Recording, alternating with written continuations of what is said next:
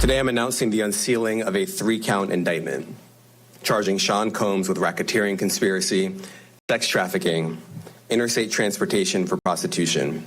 In March, Fox 11 broke the story that federal authorities raided Combs' Holmby Hills home for the criminal investigation. Court documents now reveal authorities located AR-15s, narcotics, and more than 1,000 bottles of baby oil lubricant in those raids. 1,000 bottles of baby oil?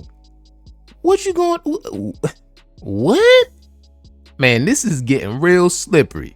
Pun intended. This a dark story, man. Diddy a different kind of freak, man. He living foul. Yeah, so I've been seeing all these new details come out about the case, and yeah, it's looking ugly. It's looking ugly for him, man. It's looking terrible. His bail being denied twice, and you know, once your bail is denied, oh yeah, Rap City. But from what I gather, the reason is more so the judge is basically like, yo, if he gets out, he gonna threaten the witnesses. So the judge is like, yo, he is straight up comic book villain. Think Dr. Doom, Lex Luthor, the Joker, Diddy. Crazy, son.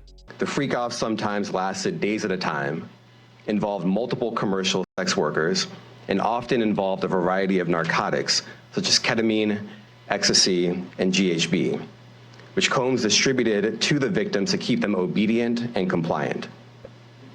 As alleged, when Combs didn't get his way, he was violent, and he subjected victims to physical, emotional, and verbal abuse so that they would participate in the freak-offs. In addition to the violence, the indictment alleges that Combs threatened and coerced victims to get them to participate in the freak-offs.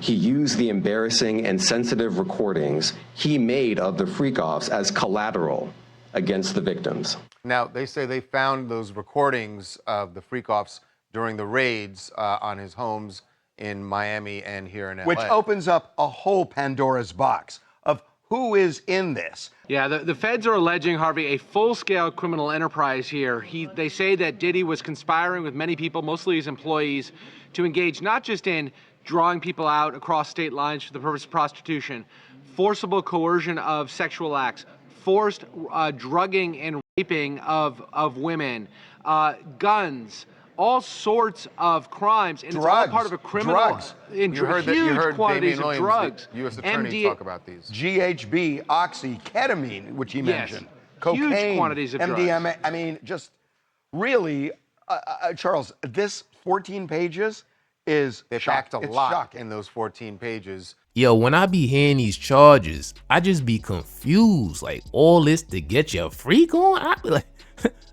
to get your freak on? I mean, I know the rabbit hole goes deeper, no pun intended at all.